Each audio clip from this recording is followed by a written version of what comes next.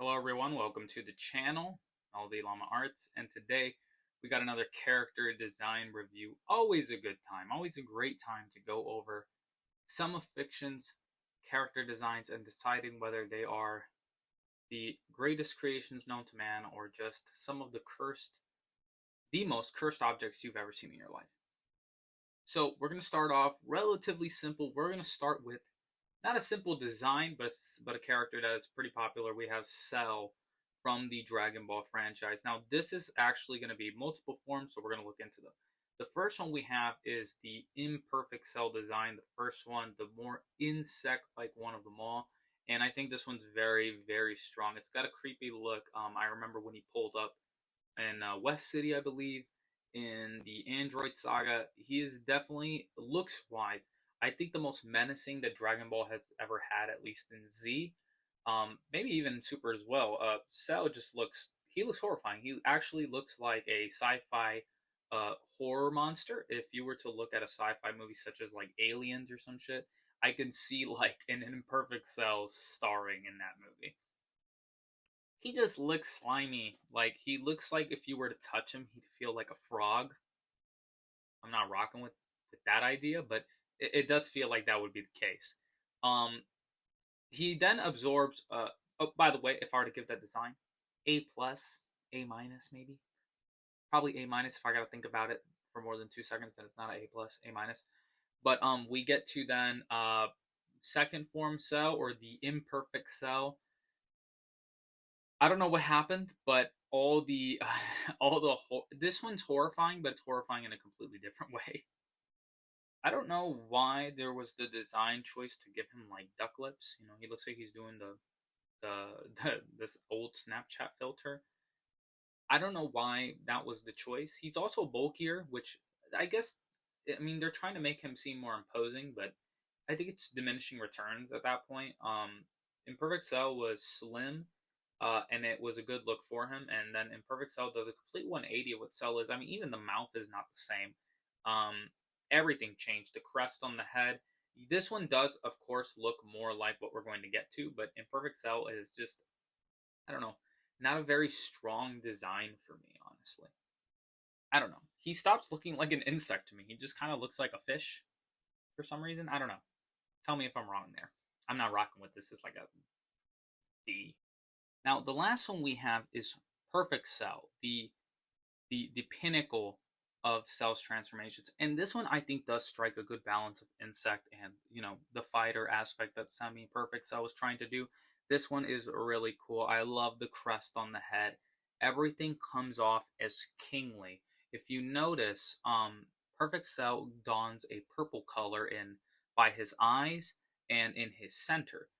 It's not by accident, at least maybe it is, but it actually did create like a double effect because not only does this cell kind of don a crown, but obviously you know that purple is associated with royalty, and that's what Cell views himself as. Not royalty, but perfection. And perfection, royalty, they kind of go hand in hand. So Cell donning that purple kind of gives it a very subtle effect that he is bigger or greater than everyone else around him. Funny enough, depending on who you ask, this is probably the best or worst design Dragon Ball has ever done, and it's not for the reasons you think. It's the best design because obviously, in fact, it is the best and worst for the same reason. This design influences so many designs in Dragon Ball moving forward that look like him. I mean, Hit looks like him.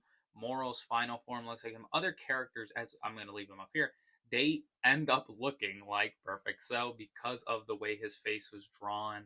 Um, he's very influential for the franchise moving forward, and you are either sick of looking at the Cell face or you love the Cell face. And for me, I love the Cell face. This one's as good as the first form, if not just a tiny bit better. It loses that horror aspect that the first form had. Like, I don't see this one starring in like a sci-fi horror movie because he just his jaw looks too chiseled. He's a little too handsome, you know what I mean?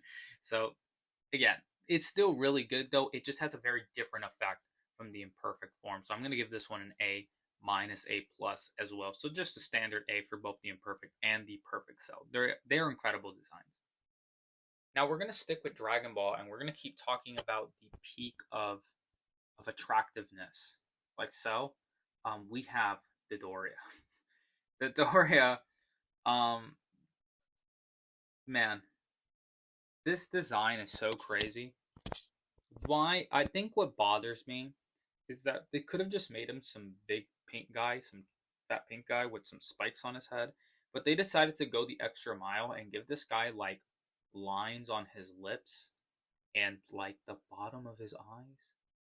It just looks nasty. Like I don't know how it would feel like put your finger to that. I don't know why you'd want to do that, but I don't imagine what that even feels like. Probably like a fucking car tire. The Doria is also like built very odd. He's very wide. Um and yeah, he obviously has some weight on him, but it's not even so much moving like this way. It's moving this way. He's very square. The fit, I'll be honest. The Frieza army armors are pretty damn cool, and I gotta give that to Dodoria.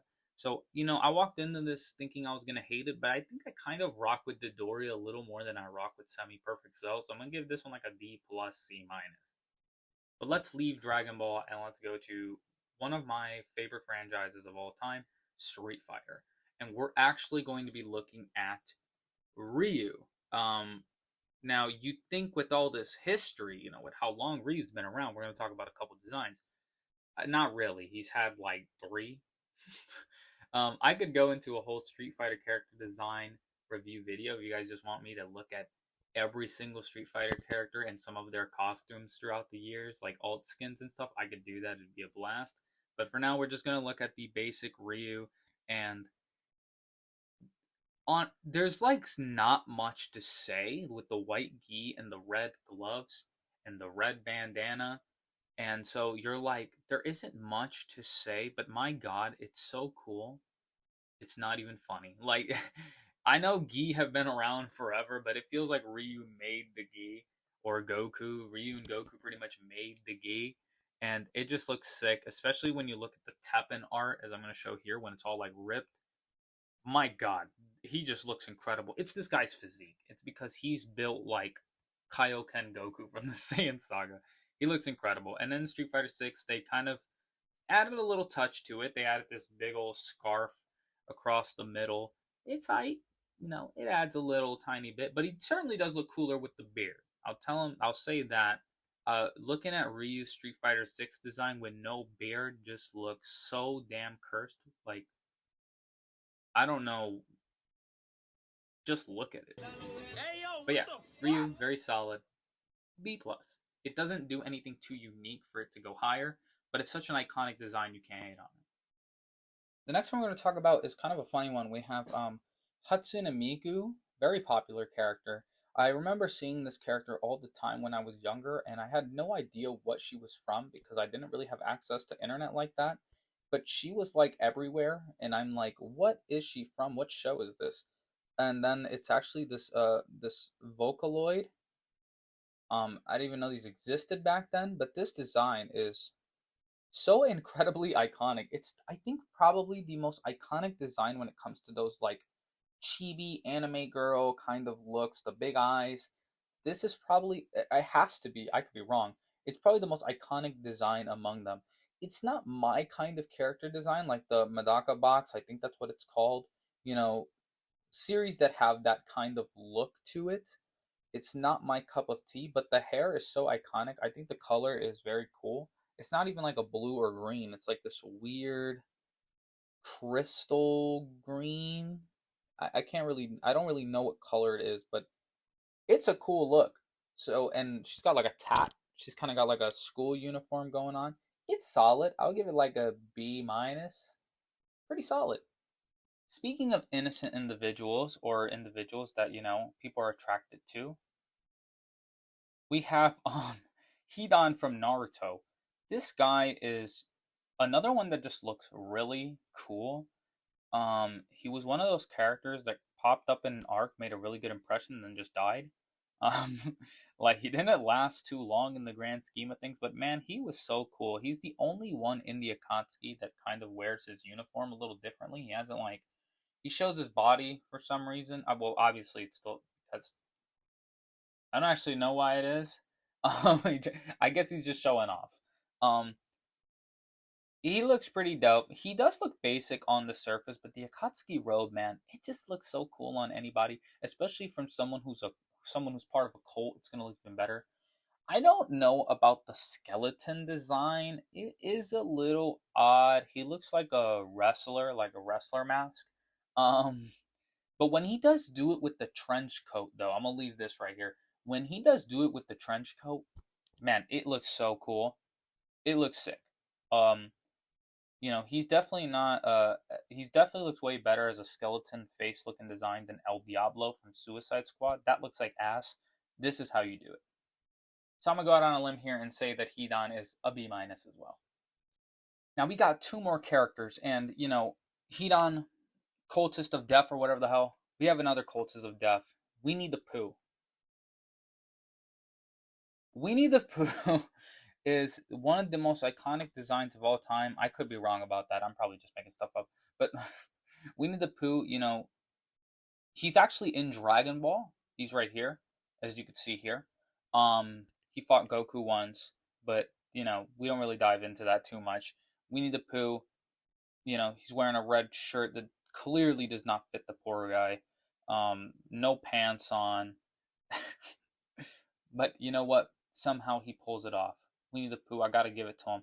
He's kind of got a weird built face too, like as you can see here. He's kind of built weird. I feel like he has like different. His face looks different in every like shot. Like he has multiple different looks, as you can see. So it's hard to really. Sometimes he looks smaller. Sometimes he looks robust. Man, I can't hate on this. I can't hate on it like I could hate on Mickey Mouse. Mickey Mouse sucks. Winnie the Pooh, way better. I'm gonna give Winnie the Pooh a B. B for bear, if you will. Now the last design I want to go to is Arkham Knight's. Get ready for this. Arkham Knight. Arkham Knight's Arkham Knight is I can't even say an original character. He kind of is. Spoiler alert for Arkham Knight if you haven't played it, but I guarantee you if you did not play it, you already know who he is because it's obvious as hell. It's Jason Todd. The Arkham Knight, I know in the comic books it's a lot different, and that sounds awesome. I haven't looked into that too much, but in the Arkham Knight video game, I think the Arkham Knight is one of the sickest, greatest Batman designs that have ever walked the face of the earth. It gets a lot more lame when he takes the helmet off and then he does like the red one. I don't know. It just doesn't hit the same way. It's a little too on the nose. Like, we get it. It's Jason Todd. I don't really know why he would use a secret identity being Red Hood and then have a secret identity for his secret identity being Arkham Knight. It doesn't really make a lot of sense. But we're not here to talk about that whack-ass story. We're here to talk about his design. And his design is an S. This is amazing. It's complete opposite to Batman. It's kind of got this militia look, almost like a Metal Gear character. Actually, now that I'm looking like at the texture in the chest piece and the lower chest piece, it kind of does give like a Metal Gear vibe. Man, he looks incredible. His proportions are all fantastic. He's strong. He's strong but not bulky. He's lean but not skinny. It's perfection. So that is the design of the week. Perfect Cell is also really cool, but Arkham Knight, man, I love this design so much. Those are the designs we looked at today. Let me know who you guys want me to look into next. Is there a franchise you want me to do a whole video on? Leave it down below. Like, comment, subscribe if you enjoyed this video. If you guys want to see more character design reviews from me, let me know down below. These designs are quite fun to look at. There's every sort of possible design you could think of. So, yeah. Thank you guys so much for watching, and I'm out. Bye.